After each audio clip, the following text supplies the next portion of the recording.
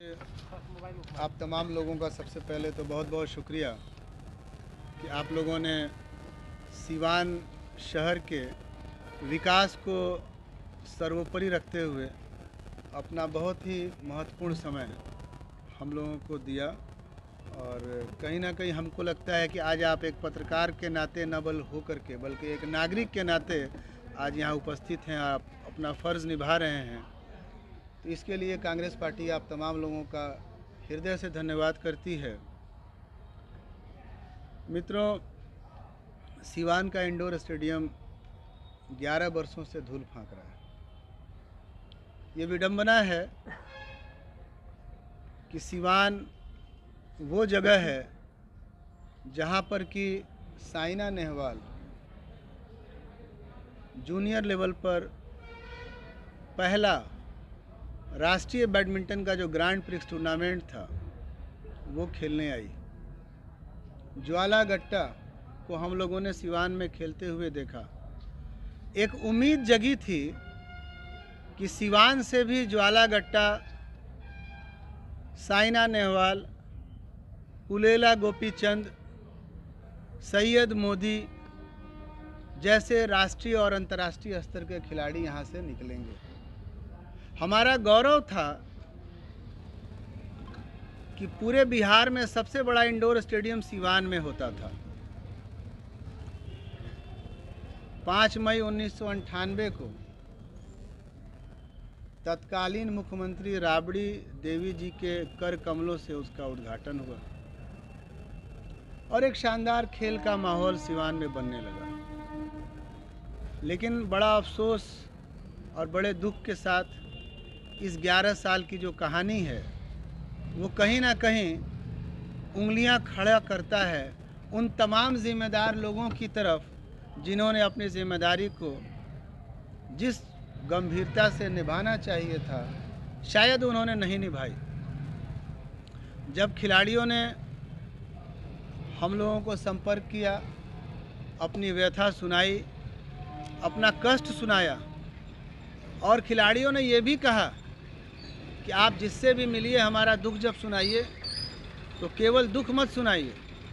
Tournament में जब महाराजगंज और गोपालगंज के खिलाड़ी खेल रहे हैं तो आप उनकी भी छोटी सी वीडियो की क्लिपिंग बनाइए और सिवान के खिलाड़ियों की भी छोटी सी वीडियो की क्लिपिंग बनाइए और दोनों के खेल का अंतर जा कर के जिससे भी आपको दिखाना है दिखाइए।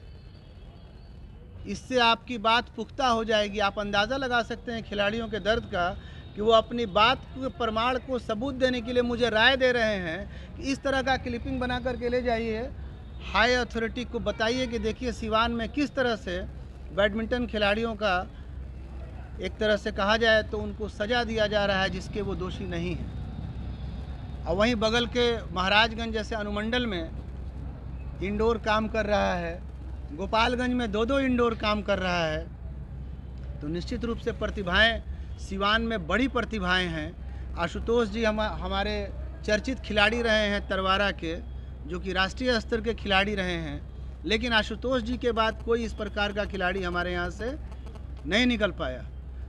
तो हमारे साथ कुछ खिलाड़ी और कुछ बैडमिंटन प्रेमी, इन तमाम चीज़ों को बहुत ही गंभीरता से हम लोगों ने लिया।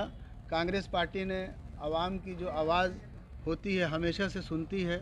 हम लोगों ने उनकी आवाज़ सुनी और हम लोग अपने प्रदेश अध्यक्ष, जो कि राज्यसभा के सदस्य भी हैं, पूर्व केंद्रीय मंत्री रह चुके हैं, माननीय डॉक्टर अखिलेश प्रसाद सिंह के यहाँ हम लोग गए और हमें बड़ी खुशी है और हमें बड़ा गर्व है कि हमारे प्रदेश अध्यक्ष ने जिस गंभीरता से और जिस तत्परता से इस पूरे मसले को सुना, सिर्फ सुना ही नहीं, सुबह के 8:30 बजे हम लोगों की उनसे मुलाकात हुई। उस समय कार्यालय बंद होता है, बावजूद उसके उन्होंने उस समय इमीडिएट अपने ऑफिस क्लर्क को फ़ोन करके चिट्ठी को बनाने के लिए कहा। ऑफिस क्लर्क तुरंत हाजिर हुआ और ये चिट्ठी 8:30 बजे बनाई गई और मुख्यमंत्री कार्यालय को मुख्यमंत्री के यहाँ रिसीव की गई। मैं ये चिट्ठी आपको दिखाना चाहता हूँ, आप चिट्ठी देखिए, डिस्प्ले कीजिए। ये चिट्ठी है जो कि माननीय डॉक्टर अखिलेश प्रसाद सिंह ने सीवान बैडमिंटन संघ की जो मांगे थीं, सीवान के खिलाड़ियों की जो मांगे थीं, उन मांगों के मद्देनज़र इस चिट्ठी को तुरंत मुख्यमंत्री के पास डायरेक्ट भेजने का काम किया। तो निश्चित रूप से अभी तक जो हम लोगों की जानकारी में है, उस जानकारी के अनुसार इस समस्या को इस लेवल के किसी भी प्लेटफॉर्म से अभी तक नहीं उठाया जा सका। अखिलेश जी को हम लोग सीवान की जनता की ओर से, सीवान के खिलाड़ियों की ओर से और इंडोर गेम के प्रेमियों की ओर से हम लोग धन्यवाद देते हैं।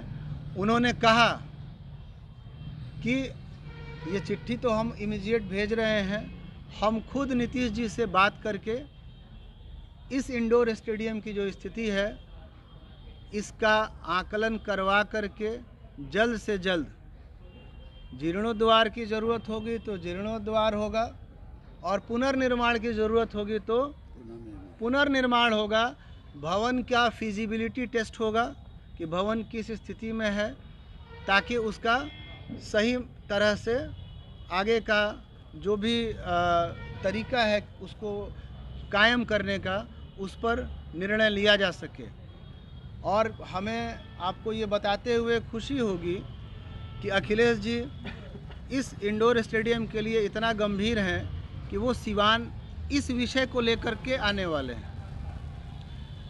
आने वाले 2-4 दिन के अंदर हम लोग आपको उनका प्रोग्राम भी बता सकेंगे कि वो इंडोर स्टेडियम के लिए इतना चिंतित हैं कि उनका कहना है कि हम खुद जाएंगे और आकर के सीवान के खिलाड़ियों की जो हताशा है, उनको हताश होने की ज़रूरत नहीं है।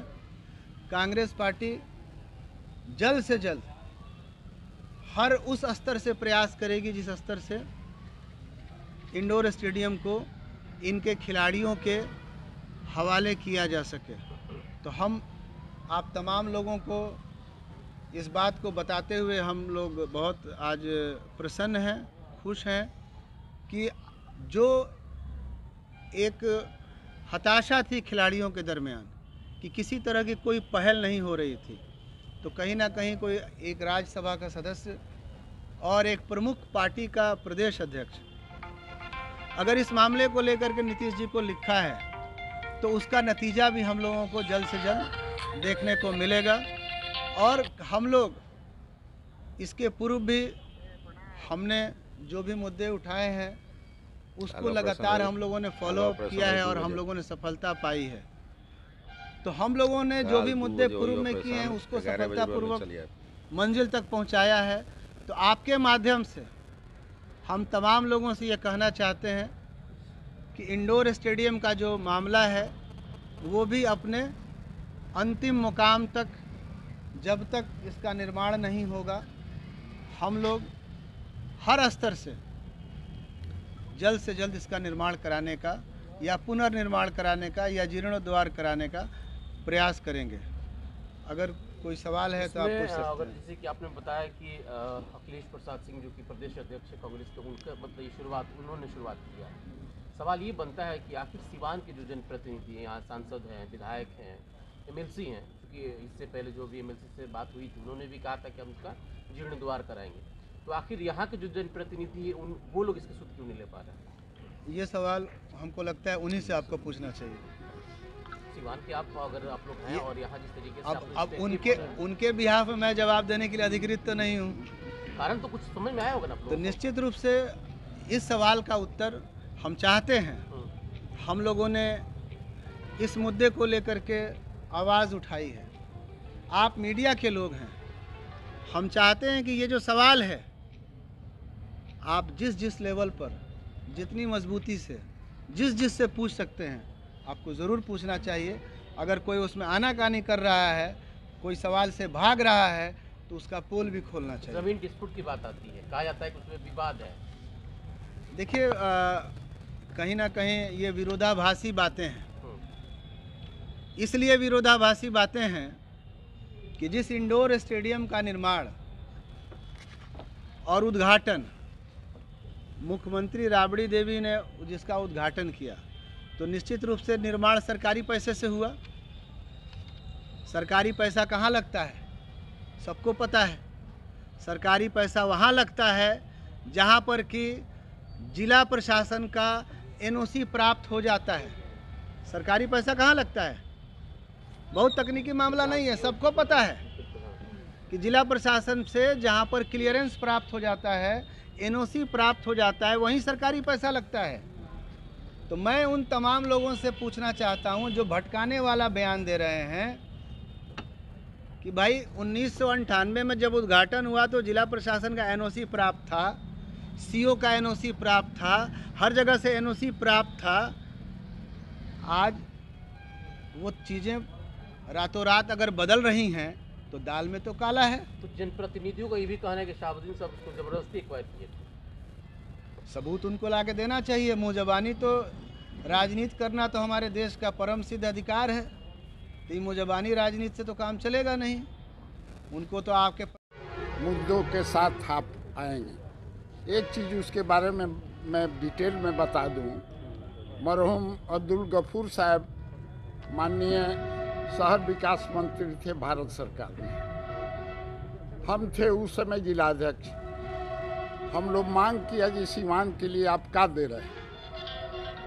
गफूर साहब ने कहा कि पंडित धैर्य रखा, हम कुछ विशेष तौर से हम सोचता नहीं। 2 करोड़ 76 लाख रुपया भारत सरकार के फंड से सीवान को मिला था और डॉक्टर एम ए इब्राहिमी साहब कलेक्टर थे। उसमें कुछ काजों को सिलेक्शन हुआ और उसमें इंडोर स्टेडियम भी था और बाजार में जो स्वतंत्रता सेनानी का जो मनाया जाता है वो भी मार्केट उसी पैसा से बना। आपको स्टेडियम बना, ललित नारायण मिश्रा बस स्टैंड बना, तो कहीं कंट्रोवर्सी नहीं है। नए लोग जो उठा रहे हैं उसको नहीं जानकारी, शिक्षा विभाग की ज़मीन है। आज स्पोर्ट्स लगभग शिक्षा विभाग में आता है। लोग कहने के लिए कहते हैं, उल्टा पुल्टा कहते हैं। कांग्रेस अपना शांतिपूर्वक अपना मुद्दा उठा करके, हम लोग तीनों आदमी प्रोग्राम बना करके उन लोगों से मिले, डॉक्टर एहतशाम साहब से, तो ये कहे जो प्रोग्राम बन जाए, तो हम लोग तीनों आदमी गए और डॉक्टर अखिलेश प्रसाद सिंह बहुत खुश हुए। ये एक एक करके आप लोग मुद्दा उठाते हैं और वो कहे जो इसको हम आगे बढ़ाएंगे। उसी में इनका कार्यक्रम हुआ, तो कहे उस दिन हम लास्ट दिन हम निश्चित आएंगे आपके कार्यक्रम में, आप उसके पहले हम कुछ कार्यक्रम करके। मैं एक ही बात कहना चाहता हूँ, देखिए आप तो सदीकी साहब बहुत मुद्दा पुल का उठाए, बहुत नेता और लोकसभा के सांसद एमएलसी लोग भिड़ा, लेकिन कहीं से कुछ नहीं है। इस्लामिया कॉलेज में अवध बिहारी चौधरी जी माननीय बिहार विधानसभा के अध्यक्ष ने कहा कि हम कार्यक्रम ये किए हैं, इसमें बहुत डेवलपमेंट। कहने का एक ही मकसद है, देखिए करने वाले के लिए कुछ नहीं है। आप मुद्दा उठा करके झूठो चुस्की लेने के लिए बहुत है। आप लोग इस माननीय संवाददाता सम्मेलन में आए हैं, हम एक ही बात कहेंगे, नए बरस में नए जोश के साथ ऐसा काम कीजिए सीवान के लिए कि सब लोग खुशी हो। आई निगेटिव वालों को छांट छूट करके आप लोग रखिए, यही मेरा सुझाव है, यही मेरा निजी बुनियाद कांग्रेस पार्टी के दौर में ही रखा गया था। कांग्रेस का ही हम ही उस समय अध्यक्ष थे, गफूर साहब का पैसा है। हो गया इस कॉन्फ्रेंस का औचित्य क्या है? नहीं अभी हम लोग 3rd Jack Cup badminton premier league inter district tournament and district veterans tournament के वेन्यू में बैठे हुए हैं। केवल इसमें इस पर मत बोलिए, केवल राजनीति कीजिए। आप जैसा कि सभी जानते हैं, सिवान बैडमिंटन संघ जो है वह बिहार बैडमिंटन संघ की एक इकाई है और आपके सिवान में मौलाना मजहरुल हक और दाढ़ी बाबा के नाम से एकता इंडोर स्टेडियम वजूद में 11 साल पहले तक था। आज भी वह जीर्ण शीर्ण अवस्था में पड़ा हुआ है, जिसमें करोड़ों का इंडोर गेम्स का जो सामान है वह सड़ रहा है। और जिस सिवान ज़िले से बैडमिंटन और दूसरे इंडोर गेम्स के खिलाड़ी प्रदेश और देश स्तर पर खेला करते थे, आज उस मैदान के उस स्टेडियम के नहीं रहने से खिलाड़ियों का जो आगे बढ़ने का कार्यक्रम है वह अवरुद्ध सा हो गया है। हम कांग्रेस पार्टी के लोगों ने, सभी कार्यकर्ताओं ने इस पर विचार किया और हमने यह तय किया कि अगर सिवान के एकता इंडोर स्टेडियम को, जिसको उस समय के तत्कालीन जिलाधीश M.A. इब्राहिमी साहब ने उसका शिलान्यास किया था, उसका अगर पुनर्जन्म करा दिया जाए, उसको पुनर्निर्माण करा दिया जाए, तो जो प्रतिभाएं सिवान ज़िले की हैं बैडमिंटन या दूसरे इंडोर गेम्स को खेलने के लिए, वे आगे आने लगेंगे और भारत के और विश्व के मानचित्र पर सिवान ज़िले का नाम रोशन हो सकता है। जिस प्रकार से इस राजेंद्र प्रसाद और मौलाना मजहरुल हक ने सिवान का नाम रोशन किया था।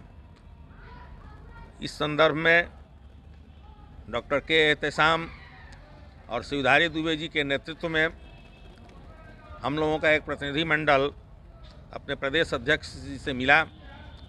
हम लोगों ने ये बातें सिवान ज़िले की तरफ से उनके सामने रखी।